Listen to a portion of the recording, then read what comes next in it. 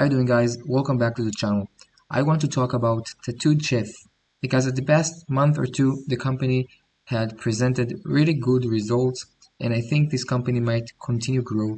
So I took the time to study the company, and now I'm going to share it with you. So there's the video format. I'm going to talk about what they do and who they are. Then I'm going to discuss their business model, what are some recent developments that we should be aware of, and lastly I'm going to talk about competition, financial highlights, and valuation. So if you watch the video and you like the content, don't forget to click on the like button as it helps me a lot to grow the channel. And don't forget that what I'm saying over here is only my opinion. Don't forget to do your own research before you're getting any decision. Let's start. So we're talking about a company that sells frozen and ready-to-make meals that are plant-based. Now, at the moment, they have facilities in Italy, California, and Mexico. To sell those products, they distribute to big supermarkets like Costco, Sam's Club, and Walmart. People who buy those products are mainly those vegetarians or vegans or just people who like to eat healthy food because, like I just said, this company makes all their food from plants. So that's their business model. They're trying to reach the frozen food category. And as you can see over here, this pie is divided to many categories such as vegetables, pizza, and the main categories they are targeting is desserts and the prepared food. Overall, their addressable market is $55.2 billion. Now I was looking for some reviews, and you can go on Target or Walmart or even Sam's Club and see some of their products, and you see very good reviews. This is not the only website that shows 4 or 5 stars with over 50 reviews, and I think it's pretty decent, and the price is actually affordable to anyone. So first, I really understand that people actually like their products, and that's the baseline for me. Now there were some recent developments that I consider them pretty important, some of them good and some of them not good. I'm going to start with the bad news for the company, which is the CFO had resigned at April 15. Now moving forward, I want to look at some recent developments the company had made so we can further understand the company profile and where they are aiming to. So on May 10th, Tattooed Chef announced they are about to expand their products variety to multi-serve meals. So far, meals were for a single person only. Overall, there are about to be added 4 products to the total company products portfolio. Next thing, on May 10th, the company had announced their first quarter earnings report for 2021. To summarize this report, the revenue grew by $20 million, which is 60% compared to the same period last year. The increase is mainly due to increase in sales of the branded products they sell. They sell 2 types of products, the private label and branded products. The company is trying to shift from selling private label products to branded products so they can increase their company awareness and eventually increase their revenue and profit. Gross margin had decreased from 28 to 26%, and that also compared to the same period last year.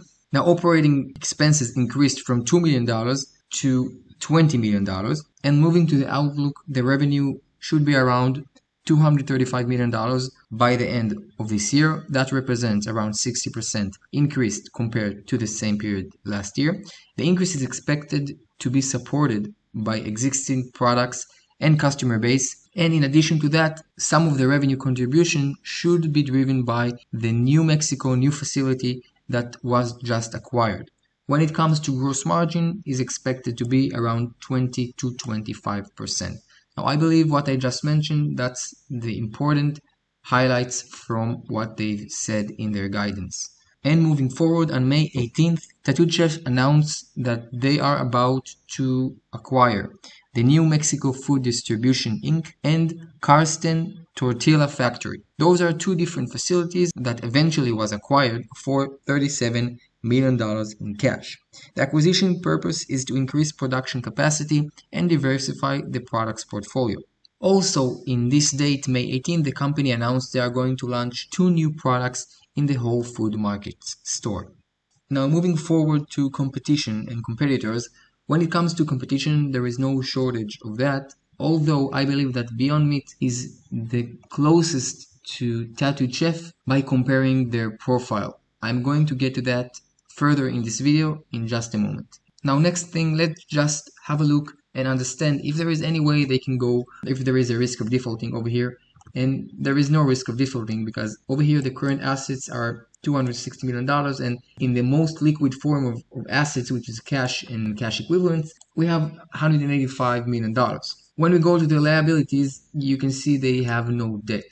They have $1.9 million of bearing interest debt, and all the rest, it's some other accrued expenses and some other payables, and that shouldn't be a risk of defaulting over here. And next thing I want to do is to talk about their valuation. As you can see, by 2023, they are expecting to get to 30 to 35% of gross margin.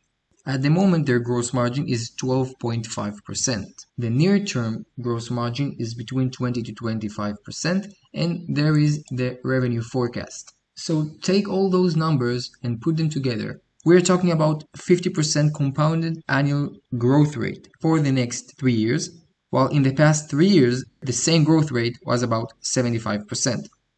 Now, at the same time, their price to sales ratio is more about 10. It's not updated over here. It just went up to 10. And because we are using a relative valuation method, I'm going to compare Tattooed Chef to Beyond Meat.